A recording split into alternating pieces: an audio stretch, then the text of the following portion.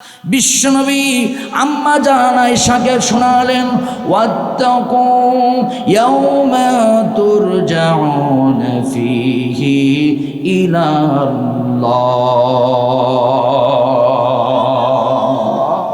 আল্লাহ পাক আমার কাছে নাজিল করেছেন, ওয়াত্তাকু, হে নবী আপনি ভয় করুন, ইয়াওমা তুরজাউনা ফীহি ইলাল্লাহ,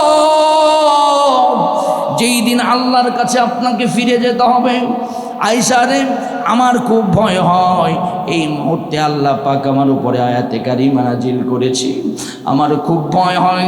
আর যে নবীর জীবনের আগের গুনাহ আল্লাহ মাফ করে দিয়েছেন, পরের গুনাহ আল্লাহ মাফ করে দিয়েছেন, যে নবী হা বললে হালাল, যে নবী না বললে হারাম, সেই নবী যদি কিয়ামতকে ভয় করে, বিচার দিনকে ভয় করে, যেই নবীর সুপারিশ ছাড়া কোনো উম্মত জান্নাতে যেতে পারবে না, সেই নবী যদি কিয়ামতকে ভয় করে, আওয়াজ তুলে বলেন তো, হিসাব দিবস, হাসরের ময়দান, ফুলসিরাতকে আমাদের ভয় করার দরকার আছে না নাই? আওয়াজ তুলে বলেন, আছে না নাই? কেউ যদি কিয়ামতকে ভয় করে, এই দুনিয়ায় অন্যায় করতে পারে, জোরে বলেন পারে? কেউ কারো হৃদয়ের ভিতরে যদি হিসাব দেওয়ার ভয় আসে, সে কোনো দিন চুরি করতে পারে না, বাটপারি করতে পারে না, মানুষের সাথে অন্যায় করতে পারে না।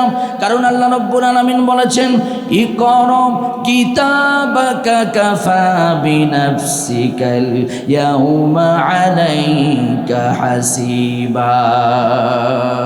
কিয়ামতের দিন তোমাদেরকে নিজেদেরকে নিজের হিসাব দেওয়া লাগবে। কিয়ামতের দিন কেউ কারো হবে না। কিয়ামতের দিন তার মা তার সন্তানকে চিনবে না, সন্তান তার মাকে চিনবে না, সেই দিন কেউ কারো হবে না। তাহলে আওয়াজ তুলে হাত তুলে বলেন তো, কিয়ামতের দিনকে আমাদের ভয় করার দরকার আছে না নাই? আওয়াজ তুলে বলেন তো, আমাদের একজন মালিক, তিনি কে? আরো জোরে বলেন, তিনি কে?